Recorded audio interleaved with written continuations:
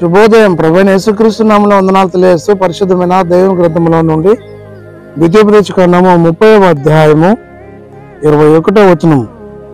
మీ పితరులైన అబ్రహాము, ఇస్సాకు, యాకోబులకు ఆయన ప్రమాణము చేసిన దేశములో మీరు నివసించినట్లు యెహోవాయే నీ ప్రాణమునకు నీ దీర్ఘాయువునకు మూలమై ఉన్నాడు. కాబట్టి నీవును నీ సంతానమును బ్రతుకు నీ ప్రాణమునకు మూలమైన దేవుడైన యెహోవాను ప్రేమించి ఆయన వాక్యమును విని ఆయన్ను అతుకున్నట్లు జీవమును కోరుకొనుడి.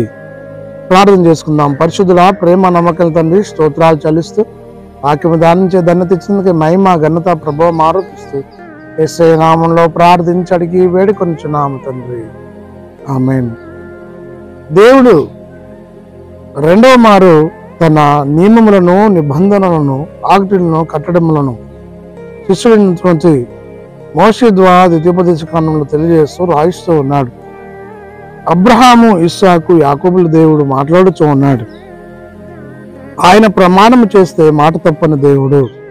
కాబట్టి దేవుని నమ్మినటువంటి ఇశ్రాయేలీయులు వారి కుటుంబములన్నీ కూడా దీర్ఘాయుష్మంతులుగా జీవిస్తూ ఆయన మానవుల ప్రాణమునకు ప్రాముఖ్యమైనటువంటి దేవుడని తెలుసుకొని ఆయన వాక్యం విని హత్తుకొని సంఘములో, సమాజంలో వర్ధిల్లాలి అని దేవుడు కోరుకున్నాడు. ఇశ్రాయేలీయులను దేవుడు ఆశీర్వదించినాడు.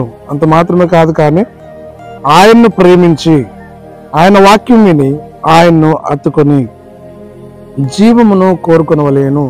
మన జీవమునకు మూలమైనటువంటి క్రీస్తును కలిగి ఈ లోకంలో, సంఘంలో, సమాజంలో వర్ధిల్లాలి.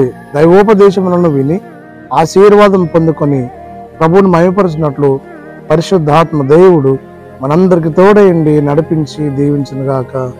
ఆమేన్. మహోన్నతుడా, స్తుతి స్తోత్రాలు చెల్లించుకుంటూ వాక్యము ధ్యానిస్తుండగా మాతో ఉంచి నడిపించి దీవించి ఆశీర్వదించమని యేసయ్య నామములో ప్రార్థించి అడిగి వేడుకొనిచున్నాము తండ్రి, ఆమేన్. తండ్రి, కుమార, పరిశుద్ధాత్మ త్రియేక దేవుడు సదాకాలం తోడేయండి, దీవించునుగాక.